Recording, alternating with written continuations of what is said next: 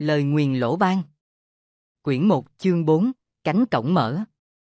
Cách thiên đàng 800 bước về phía đông có một rừng cây lớn rậm rạp, đại thể là căn cứ theo nguyên lý thiên địa hợp ngũ phương, âm dương hợp ngũ hành trong ghi hà đồ, do trời ba sinh mộc, đất tám làm thành. Cách rừng cây này khoảng 600 bước về phía đông lại có một hồ nước, theo ngũ hành thì mộc khắc thổ, thủy khắc hỏa, nên thông thường khi xây nhà, kỵ nhất là đất động lửa cháy. Mặt khác, thủy có thể sinh mộc, nên giữa rừng cây và hồ nước đã hình thành một con đường vận hoạt, là cục tướng đại cát trong kiến trúc lại nằm sát gần đàn tế trời của hoàng thất, chắc hẳn sẽ được trời cao phù hộ. Thiên đàng là một công trình kiến trúc nằm ở phía đông Bắc Kinh hiện nay, nơi các hoàng đế triều Minh, Thanh dùng để cử hành lễ tế trời và cầu mưa. Đây cũng là quần thể kiến trúc tế tự có quy mô lớn nhất hiện tồn của Trung Quốc. Hà đồ là một đồ hình bí ẩn được tạo thành từ những chấm đen và chấm trắng với số lượng từ 1 đến 9, sắp xếp theo một trật tự số học nhất định tương truyền vào thời Phục Hy.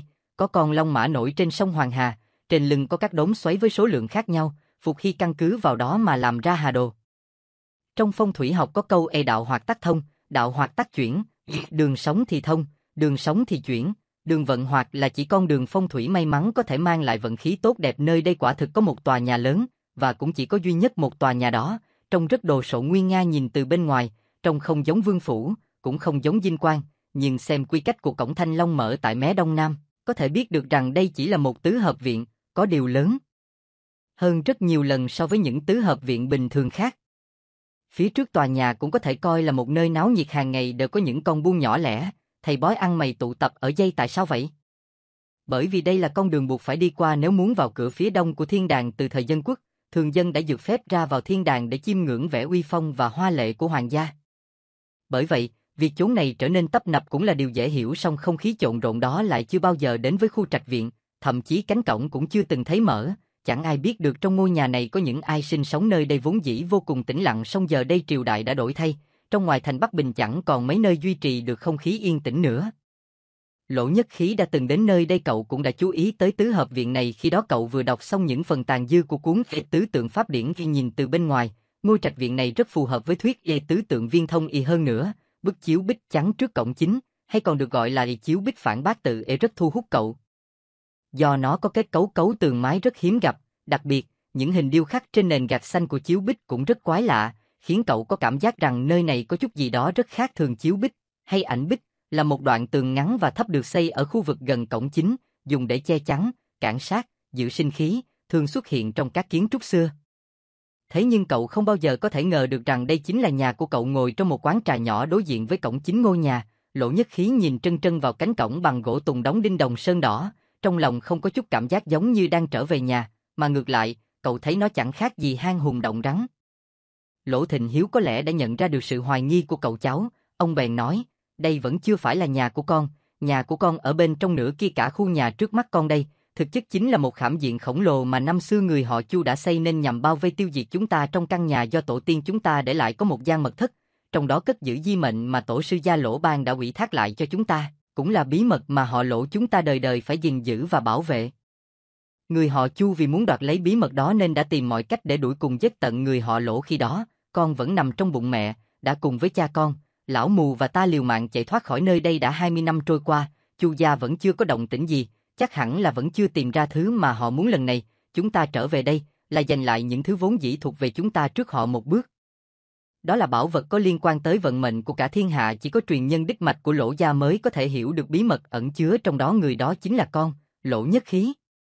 Lỗ Thịnh Hiếu không thể nói thẳng với cậu về mức độ nguy hiểm của chốn này, ông cũng không thể cho cậu biết rằng, vì không muốn để đối phương có thời gian chuẩn bị, nên lần hành động này hết sức vội vàng gấp rút.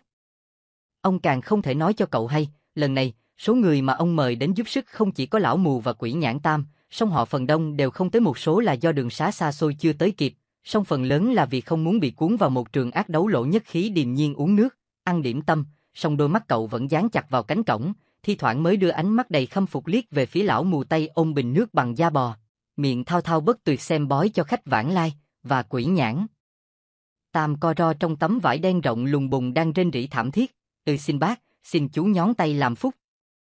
Hai người này ngồi cách nhau rất xa. Ngay từ lúc còn ở Mai Sấu Hiên, Lỗ Nhất Khí đã phát hiện thấy họ có vẻ không hợp nhau, thậm chí còn có chút oán hận về nhà. Là một chuyến đi vô cùng nguy hiểm. Ngay từ lúc chuẩn bị lên đường, khi thấy chú Tư mắt ngấn lệ giữ lấy tay Lỗ Thịnh Hiếu và chuẩn bị cho mình một chiếc túi vải thô, bên trong đựng một khẩu súng lục và 2 quả lựu đạn trứng vịt của Đức, cậu đã biết rõ chuyến đi này lành ít dữ nhiều.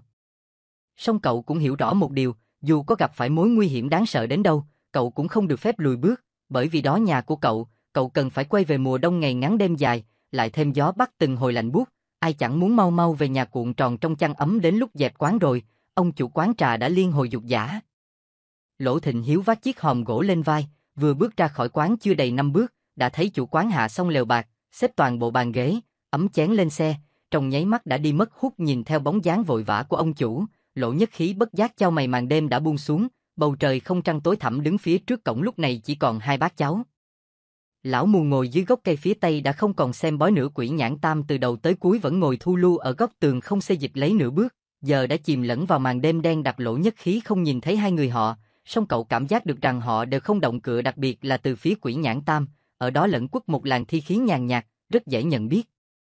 Lỗ Thịnh Hiếu đột ngột đặt chiếc hòm gỗ trên vai xuống, chạy vụt lên bậc tam cấp trước cánh cổng theo phản xạ. Lỗ Nhất Khí cũng định nhấc chân chạy theo, song lão mù và Quỷ Nhãn Tam đã ập tới hai bên cậu từ lúc nào, giữ chặt hai tay cậu, không cho cậu chạy theo. Cậu đã hiểu, bác cậu đang thực hiện một việc hết sức nguy hiểm. Tim cậu bỗng thắt lại, theo bản năng, cậu vùng khỏi hai người kia, rồi thò tay vào trong túi, nắm chặt lấy bán súng.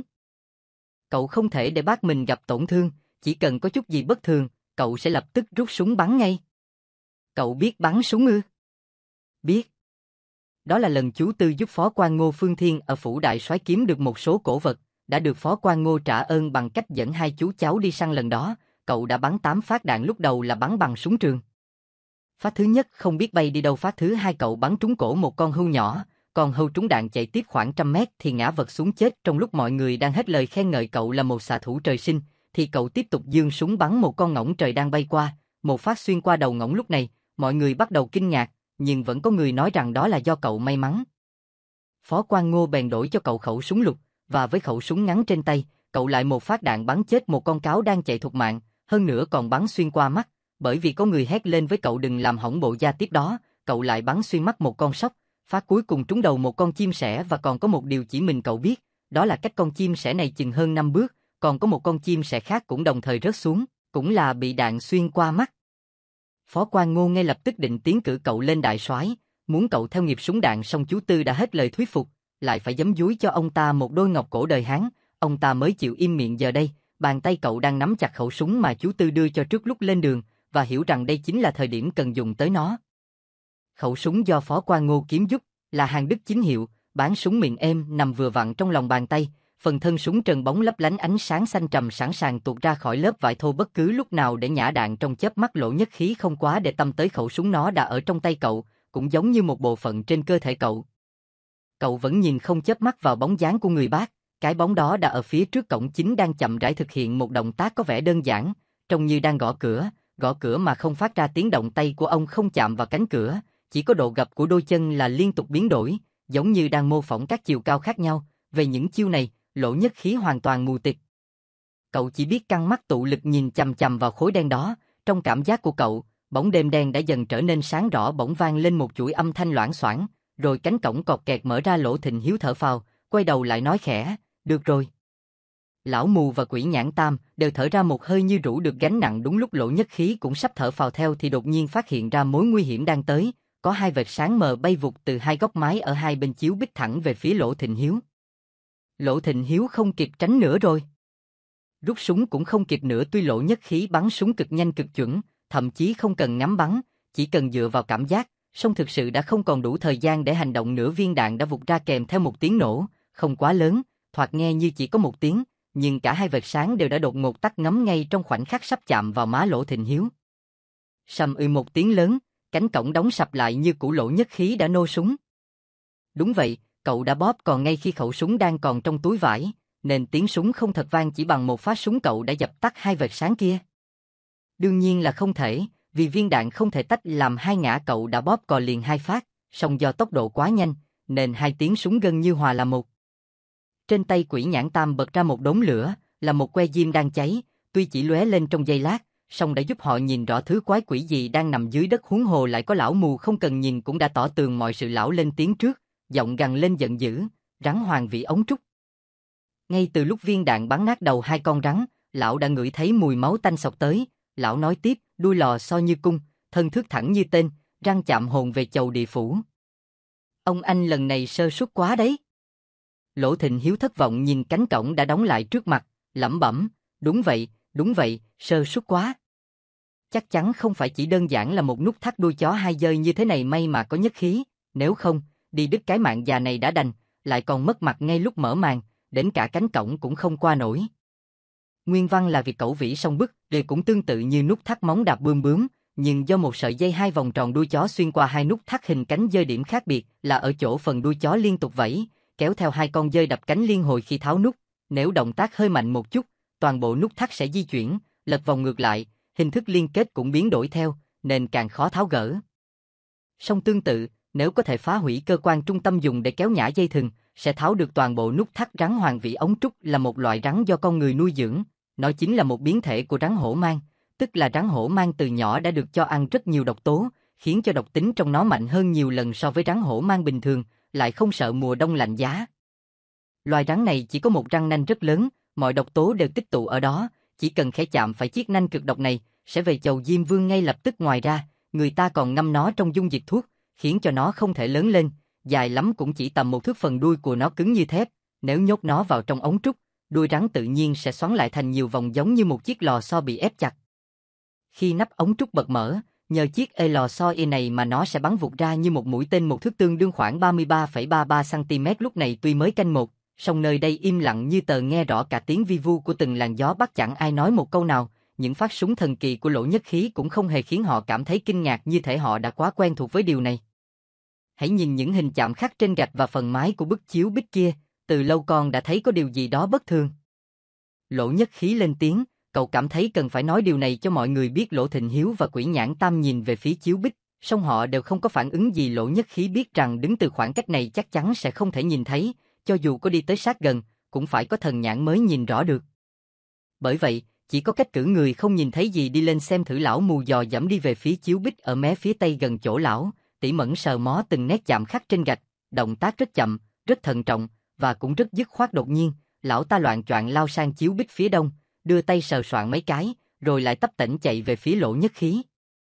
Quy Nhãn ta một bước dấn lên, chắn ở phía trước Lỗ Nhất Khí, cản lão mù lại mà hỏi, lão định làm gì? Ta muốn xem bức chiếu bích phía nam. Lão mù dừng bước trả lời, ở chỗ này làm gì có chiếu bích, chỉ có hai bức ông đều đã xem cả rồi. Lỗ Nhất Khí vừa nói vừa nhẹ nhàng đẩy Quỷ Nhãn Tam sang bên cạnh, không, phải có, chắc chắn phải có. Lão mù kêu lên, giọng khàn đặc. Thế thì nó là một chiếu bích vô hình như? Lỗ Nhất Khí cảm thấy hơi tò mò, không, nó có hình thù. Nó là bức chiếu bích ma. Lão mù vẫn quả quyết, vậy nó ở đâu? Lời nói của lão mù khiến Lỗ Nhất Khí có chút sợ hãi. Một bức chiếu bích ma hữu hình 5 con mắt sáng đều không nhìn thấy, trong khi một người mù lòa lại khẳng định nó đang tồn tại.